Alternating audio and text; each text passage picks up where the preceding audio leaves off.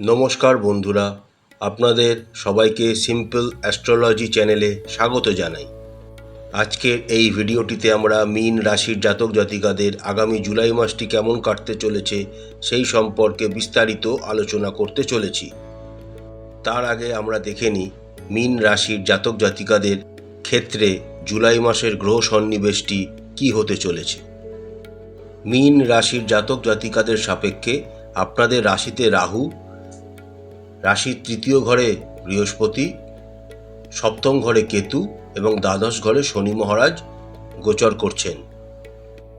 মীন রাশির সাপেক্ষে আপনাদের চতুর্থ ঘরে রবি ও শুক্র, পঞ্চম ঘরে বুধ এবং দ্বিতীয় ঘরে মঙ্গল গোচর করছেন। 6 জুলাই থেকে শুক্র আপনাদের পঞ্চম ঘরে এবং 10 জুলাই থেকে মঙ্গল আপনাদের তৃতীয় ঘরে গোচর করবেন। মাসের দ্বিতীয়ার্ধে 15 জুলাই থেকে রবি আপনাদের পঞ্চম ঘরে এবং 18 জুলাই থেকে বুধ আপনাদের ষষ্ঠ ঘরে গোচর শুরু করবেন। এবার দেখে নেওয়া যাক আগামী জুলাই মাসটি মীন রাশির জাতক জাতিকাদের ক্ষেত্রে কী ফল নিয়ে আসতে চলেছে।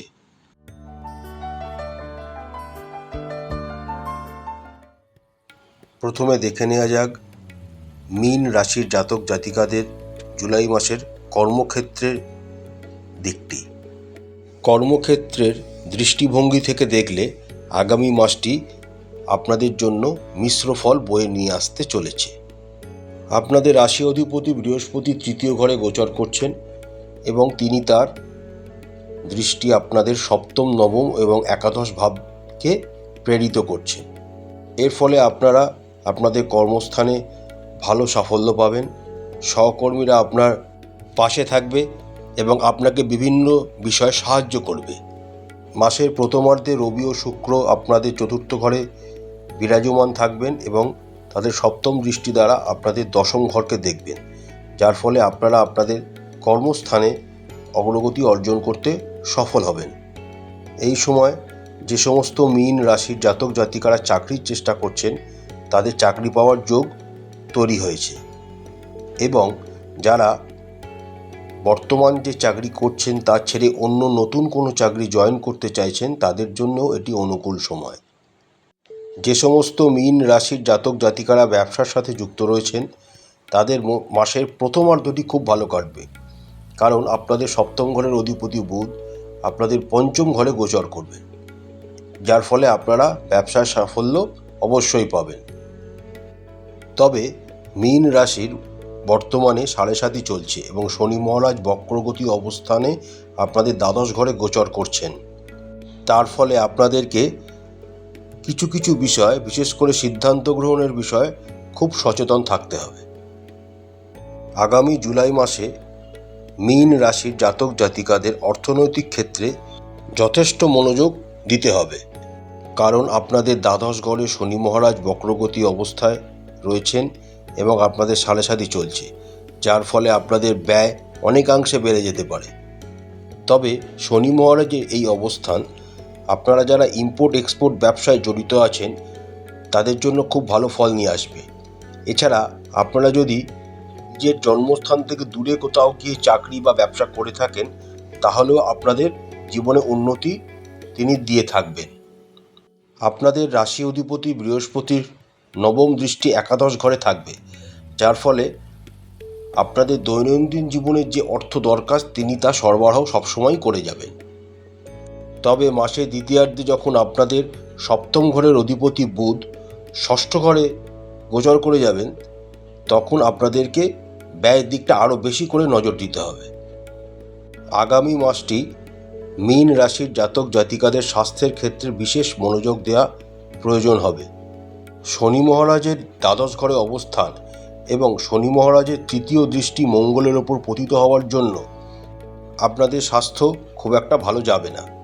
ছোটোখাটো চোট আঘাত লাগা, পায়ে কোনো আঘাত লাগা, ঘাড়ে ব্যথা, সিদ্ধানাতে ব্যথা, হাঁটু গোড়ালির জয়েন্টে ব্যথা ইত্যাদি আপনাদের জীবনে আসবে এবং আপনাদেরকে বিরক্ত করবে। বর্তমানে আপনাদের রাশিতে রাহু এবং সপ্তম ঘরে কেতু মহারাজ গোচর করছেন, যার ফলে আপনাদের পেট সংক্রান্ত কোনো সমস্যা হতে পারে। এই সময় আপনারা ডিসিপ্লিনহীন এবং রুটিনহীন কোনো জীবনযাপন দিকে ঝুঁকতে পারেন, যার খেসারত আপনাদের স্বাস্থ্যকে দিতে হবে। 18ই জুলাইয়ের পর যখন বুধ, যিনি আপনাদের সপ্তম ঘরের অধিপতি, ষষ্ঠ ঘরে গোচর শুরু করবেন, তখন আপনাদের ত্বক সংক্রান্ত কোনো সমস্যা দেখা দিতে পারে। আমরা যদি প্রেমের কথা বলি, তাহলে মাসের প্রথম পর্যায়ে আপনাদের খুব সুন্দর একটা সময় আপনারা অতিবাহিত করতে চলেছেন।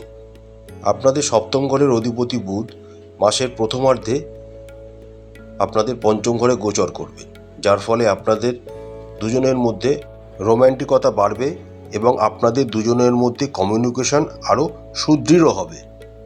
6ই জুলাইয়ের পর যখন শুক্র আপনাদের পঞ্চম ঘরে গোচর করে বুধের সাথে যুক্ত হবেন, তখন আপনাদের জীবন আরও এক নতুন মাত্রায় বা উচ্চতায় উঠে যাবে।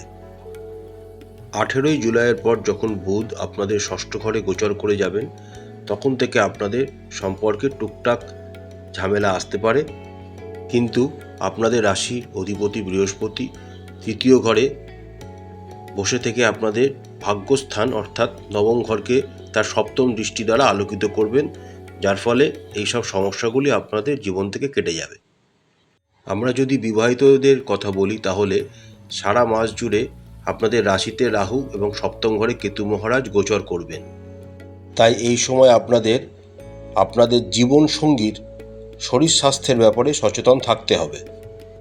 রাশি অধিপতি বৃহস্পতি আপনাদের তৃতীয় ঘরে গোচর করার জন্য এবং তার পঞ্চম দৃষ্টি আপনাদের সপ্তম ঘরে থাকার জন্য আপনারা একটি সুখী বিবাহিত জীবন আশা করতে পারেন, কিন্তু মাঝে মাঝে ছোটোখাটো গণ্ডগোল থাকতে পারে, যেটি সমস্ত বিবাহদের জীবনেরই অঙ্গ। এই নিয়ে ঘাবড়াবার কিছু নেই। পারিবারিক দিকটি যদি আমরা দেখি, তাহলে আপনাদের মোটামুটি ভালোই কাটতে চলেছে।